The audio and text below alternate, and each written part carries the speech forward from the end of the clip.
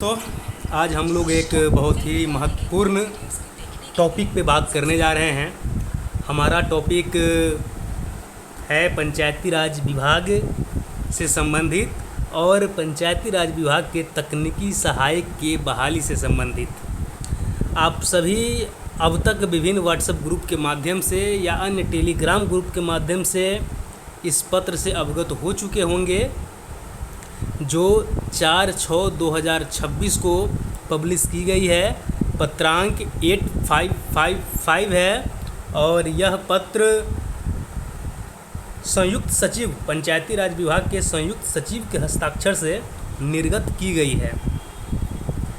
चूँकि तकनीकी सहायक का बहाली काफ़ी लंबे समय से माननीय उच्च न्यायालय के आदेश के कारण लंबित पड़ा हुआ था और इसमें अभी तक नियुक्ति से संबंधित आगे की कार्रवाई जैसे कि प्रमाण पत्र सत्यापन और उससे आगे मेरिट लिस्ट बनाने की कार्रवाई, फिर नियोजन की कार्रवाई रुकी हुई थी। लेकिन एक लंबे टाइम के बाद अचानक से विभाग का नींद खुला है और विभाग का ध्यान आकर्षित हुआ है तकनीकी सहायक के बहाली की तरफ। तो इस पत्र का मजमून क्या है, इसका मायने क्या है, अब इस पत्र के निर्गत होने के बाद तकनीकी सहायक का बहाली किस तरह से संपन्न होता हुआ दिख रहा है, इसी टॉपिक पे बात करेंगे। साथ ही आपको यह भी बताएंगे कि जब यह पत्र निर्गत हुआ है तो बहुत से हमारे साथियों के मन में किस तरह का प्रश्न है, क्या क्या इस बारे में वे जानना चाहते हैं, हम उसको भी कवर करने का प्रयास करेंगे।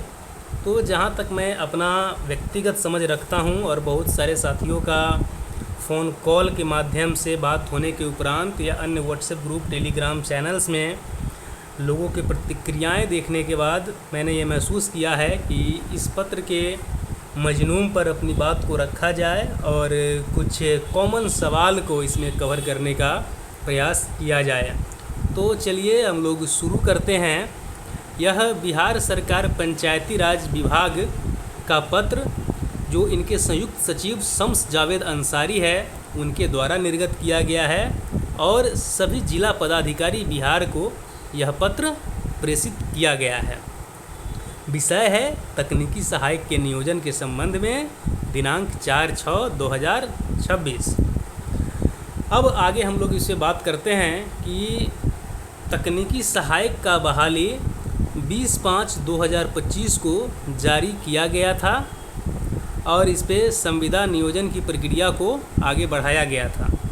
परंतु इस विज्ञापन के प्रकाशित होने के कुछ दिन बाद ही इस पे CWJC नंबर 10/352/2025 3 वादी द्वारा माननीय उच्च न्यायालय में दायर किया गया और उनके द्वारा माननीय उच्च न्यायालय में यह मांग किया गया कि इस बहाली को बिहार सरकार को प्रतियोगी परीक्षा लेकर संपन्न कराना चाहिए, जिससे जो भी अभ्यर्थी मेरिटधारी है, पढ़ाई लिखाई में विश्वास करते हैं और जिन्होंने कॉलेज से पास होने के बावजूद भी अपने पढ़ाई को लगातार जारी रखा है, अपने आप को इन्हेंस किया है, टेक्निकली साउंड किया है, उन्हें भी इस बहाली में अपना मेरिट दिखाने का मौका मिले, बेहतर अवसर प्राप्त हो, इस उद्देश्य के साथ मुकदमा दायर किया गया। मुकदमा दायर होने के उपरांत माननीय उच्च न्यायालय द्वारा विभाग से इस संबंध में काउंटर एफिडेविट मांगा गया, परंतु विभाग द्वारा समय पर काउंटर एफिडेविट फाइल नहीं किया गया। इसके उपरांत 4 सितंबर 2025 को माननीय उच्च न्यायालय द्वारा इस बहाली पर स्टे लगा दिया गया और बहाली एक तरीके से आप समझिए कि ठंडे बस्ते में चली गई और लगभग 5 से 6 महीना तक इस बहाली पे स्टे लगा रहा। किसी तरह का फर्दर प्रोसीडिंग आगे नहीं बढ़ पाई, परंतु होली से जस्ट पहले आप देखेंगे कि लगभग 29 फरवरी के आसपास 27 फरवरी 2026 को माननीय उच्च न्यायालय ने इस बहाली प्रक्रिया को आगे बढ़ाने का आदेश दिया और साथ ही यह भी आदेश दिया कि जो 3 पिटिशनर्स हैं और उन्होंने जिन जिन ज़िलों में फॉर्म को भरा है और वे जिस संबंधित कैटेगरी से है, उस कैटेगरी के उस संबंधित ज़िले से एक एक सीट को रिजर्व रखा जाए, ताकि जब केस का डिसीजन आए तो पिटिशनर्स के हक को, इनके अधिकार को सुरक्षित रखा जा सके। इस उद्देश्य से सीट को रिजर्व किया गया है। परंतु सबसे बड़ा कन्फ्यूजन और सबसे बड़ा पेंच यहीं पे है।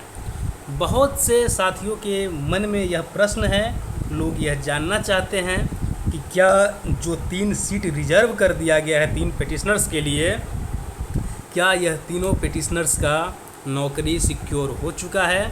क्या ये लोग भी अब ज्वाइन करने के लिए एलिजिबल हो चुके हैं? क्या ये 3 सीट रिजर्व होने के बाद पिटिशनर्स आगे केस को लड़ेंगे या इसको छोड़ देंगे? इस तरह का सवाल आप सभी साथी के मन में है। इसी सवाल को हम लोग कवर करेंगे। तो दोस्तों, मैं आप लोगों को स्पष्ट बता देना चाहता हूँ,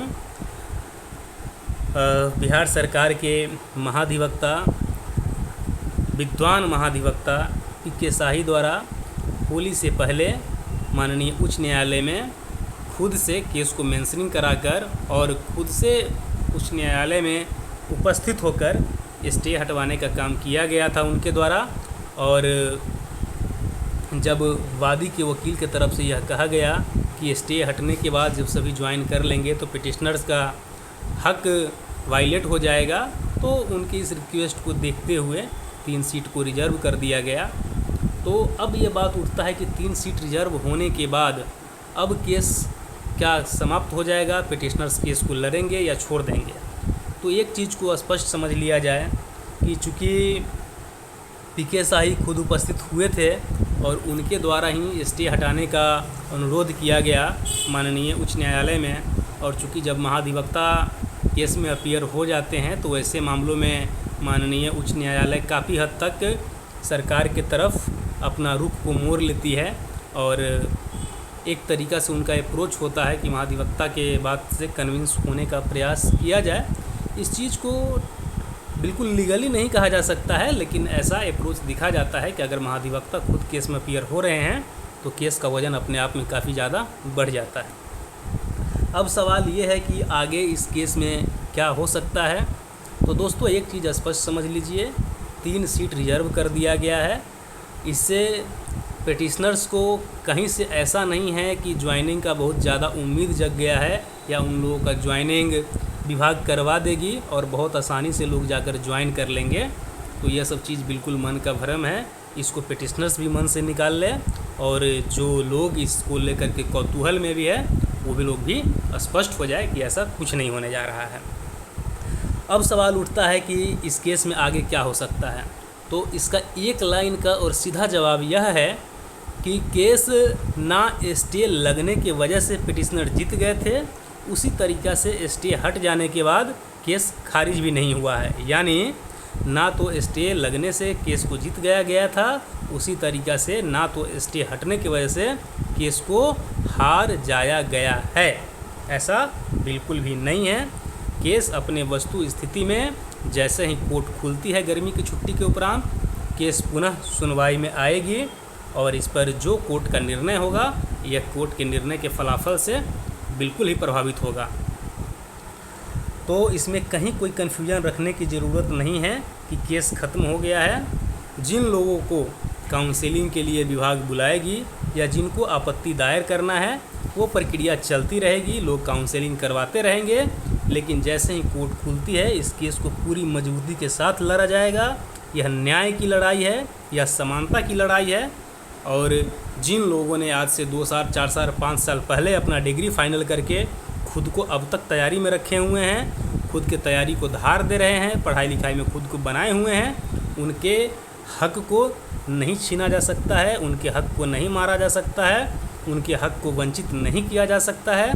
इसलिए यह लड़ाई व्यक्ति विशेष का नहीं है और इस केस को मुकदमा को दायर करने का मकसद भी यह नहीं था कि जो पिटिशनर्स है उनको नौकरी मिल जाए या उनके लिए सीट रिजर्व हो जाए। यह न्याय की लड़ाई है, यह न्याय के उद्देश्य से आरंभ की गई लड़ाई है और इस न्याय की लड़ाई को न्याय के नज़रिए से ही लड़ा जाएगा और अंत तक जहाँ तक लड़ाई की ज़रूरत होगी इस केस को लेकर के जाया जाएगा और पूरी मजबूती के साथ केस में अपना पक्ष रखा जाएगा कि अगर सिर्फ मार्क्स बेसिस पे बहाली को संपन्न किया जाता है तो काफ़ी हद तक इस बात की संभावना है कि जो लोग फर्जी तरीके से डिग्री को प्राप्त कर लिए हैं और जो लोग डिजर्विंग कैंडिडेट नहीं हैं, चूँकि इसको लीगली साबित करना कहना थोड़ा सा मुश्किल होता है, लेकिन समझते सब है। जिस तरीके से बिहार में शराबबंदी है, बिहार में कहीं शराब नहीं मिलती है, उसी तरीक़ा से सिर्फ मार्क्स बेसिस पे बहाली करना लीगल है और यह बहुत फेयर होने वाला है। तो आप लोग बात को समझिए, जो सच है वो सच आगे आएगा, सच की जीत होगी और पूरी सच्चाई, ईमानदारी और निष्ठा के साथ केस को लड़ा जाएगा। और हम उम्मीद करते हैं कि जैसे ही कोर्ट दोबारा खुलेगी हम लोग पुनः इस बहाली को सेट असाइड होते हुए देखेंगे या पुनः इस पर स्टे होते हुए देखेंगे और देखेंगे कि हाई कोर्ट न्यायपूर्ण निर्णय देगी और वे निश्चित तौर पर वैसे अभ्यर्थियों की हक की रक्षा करेगी जो बिल्कुल अपने मेहनत से मेधा के दम पर कॉलेज पास किया है, अपना डिग्री हासिल किया है और डिग्री हासिल करने के उपरांत भी खुद को पढ़ाई में जारी रखा है, तैयारी अपना जारी रखा है और खुद को एक तरीके से एक बेहतर कैंडिडेट के रूप में स्थापित करने के लिए मेहनत को जारी रखा है। बहुत बहुत धन्यवाद दोस्तों। फिर हम लोग अगले अपडेट में मिलेंगे। धन्यवाद।